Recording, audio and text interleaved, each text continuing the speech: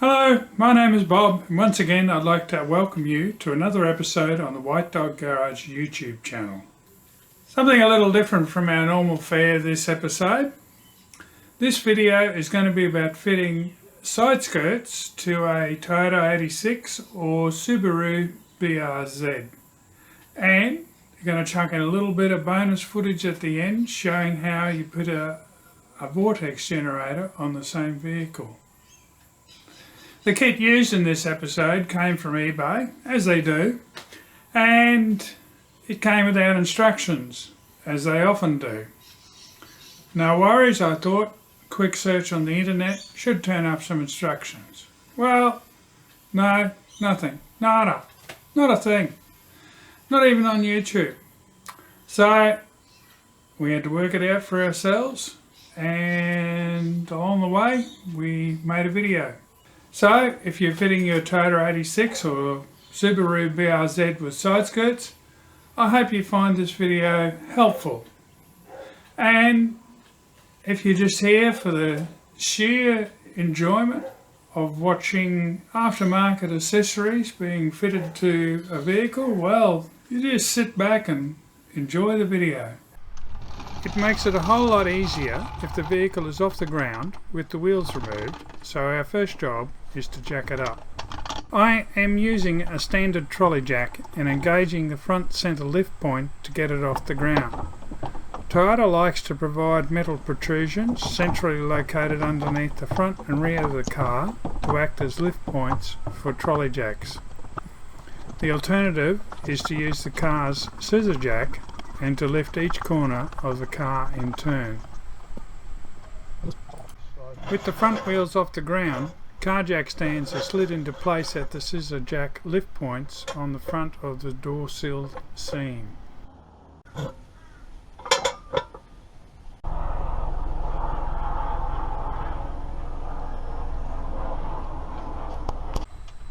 With the front sitting on jack stands, the trolley jack is rolled in from the front as the back is way too low.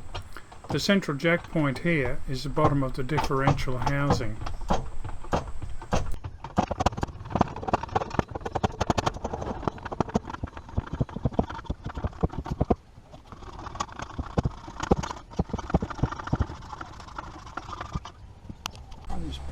Two more jack stands were then slid into place at the scissor jack lift points on the rear of the door sill seam and the trolley jack lowered. I don't show it here, but after I've settled the car on all four jack stands, I go around and push on all corners in two directions, checking there is no movement in the vehicle body.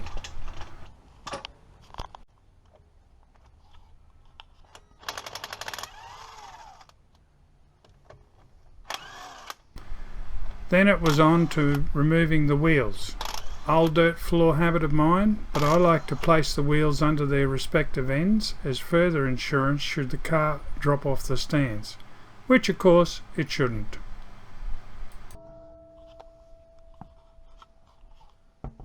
It goes without saying, don't ever get under a car that is supported only by a jack, supported on proper stands.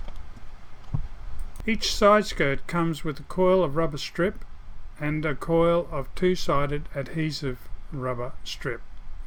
The hardware for each side includes 3 underbody struts with 6 bolts, a pair of screws and body clips for the front, and a pair of bolts and body clips for the rear.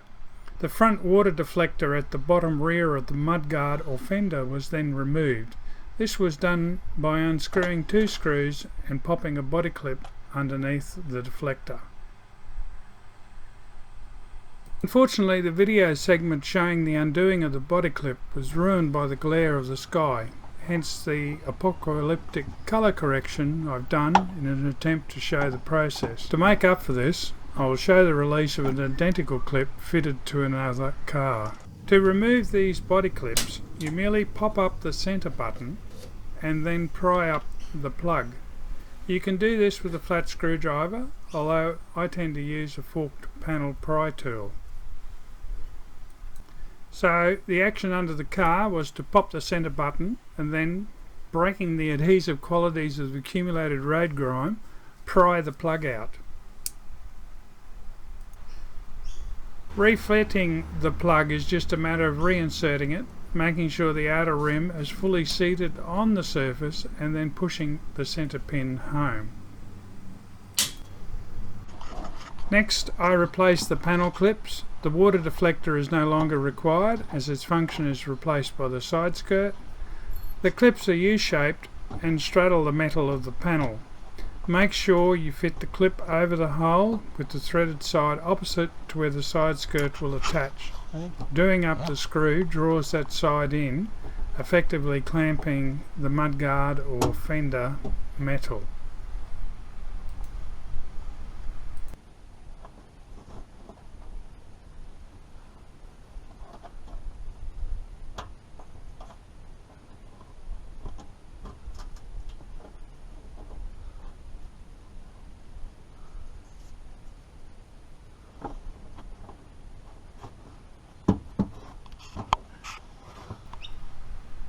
Then I reattach the panel plug, making sure the plug rim is fully seated before pushing home the centre pin.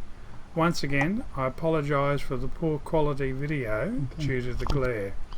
Then I clean the area where the side skirt will sit with wax and grease remover to ensure the adhesive tape has the best chance of forming an effective bond.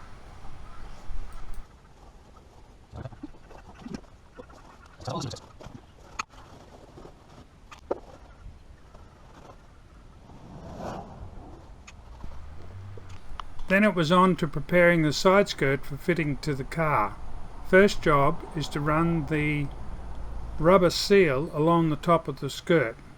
The seal has adhesive on one side only and has a lip that you need to position over the edge of the skirt.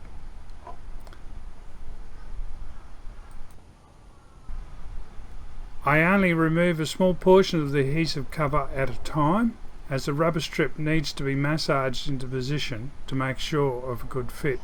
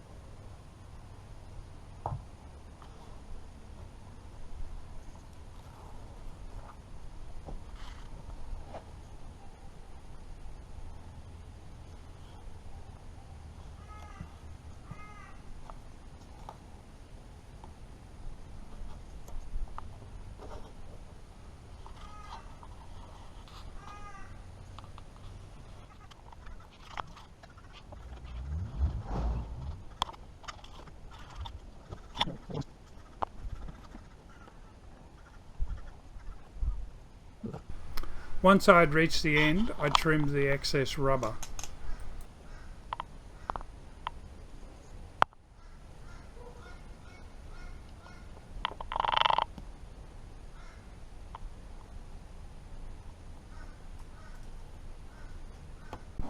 With the rubber seal fitted, the next job was to fit the double-sided adhesive strip. I fitted this immediately below the rubber seal. The bottom and ends of the skirt are held in place by mechanical means, whilst the top is held by glue. Therefore, it is important to get a good glue contact between the top of the skirt and the door sill.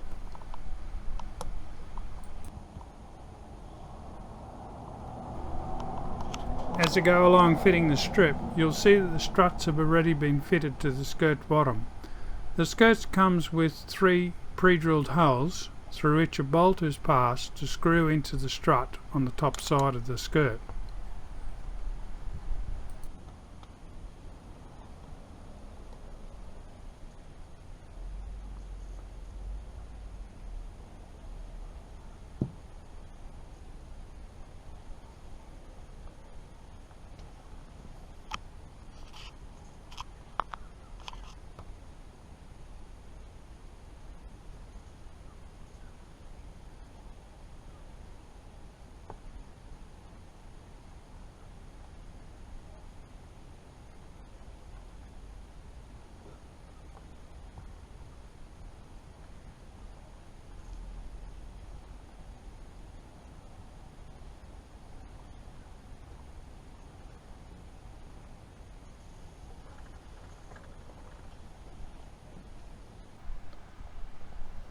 Satisfied with the two-sided tape position, the cover strip is removed and the skirt is ready to be fitted to the car.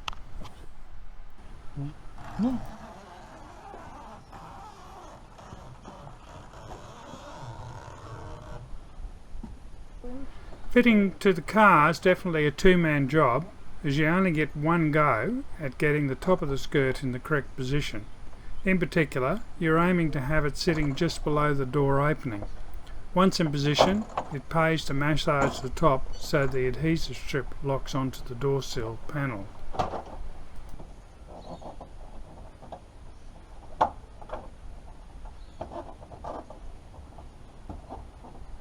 Is that the right spot?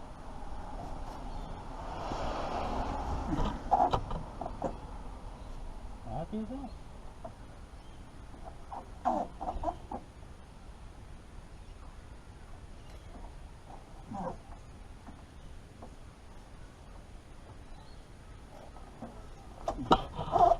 Happy with the position of the skirt, the screws at both ends are done up.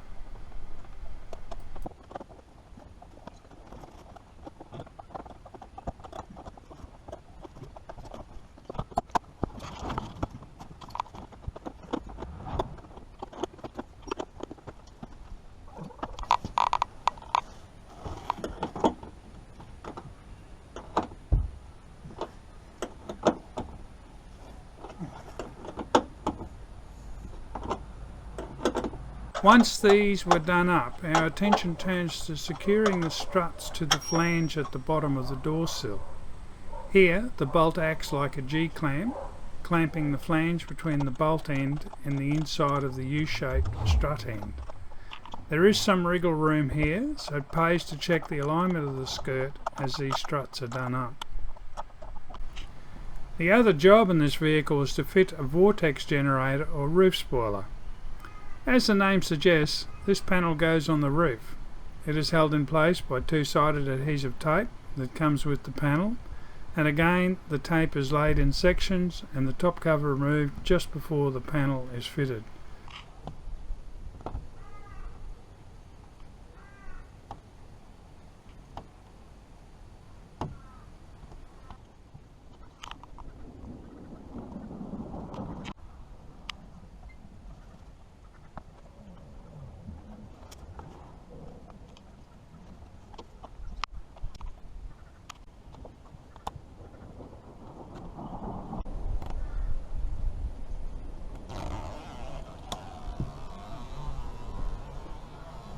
Like a gratuitous section. Okay, I'll do. Again, it helps to have two people, one on each side of the car, to lower the panel into position. Once that it is in position, pressure is applied to ensure all the tape is in contact with the roof of the car.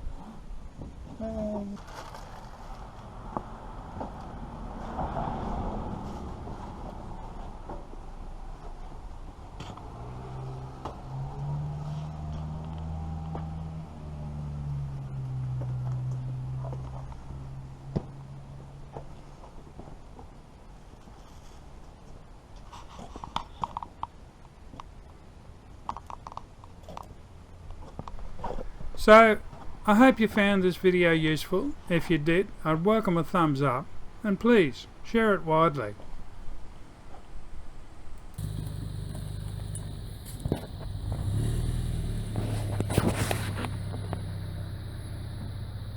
See ya.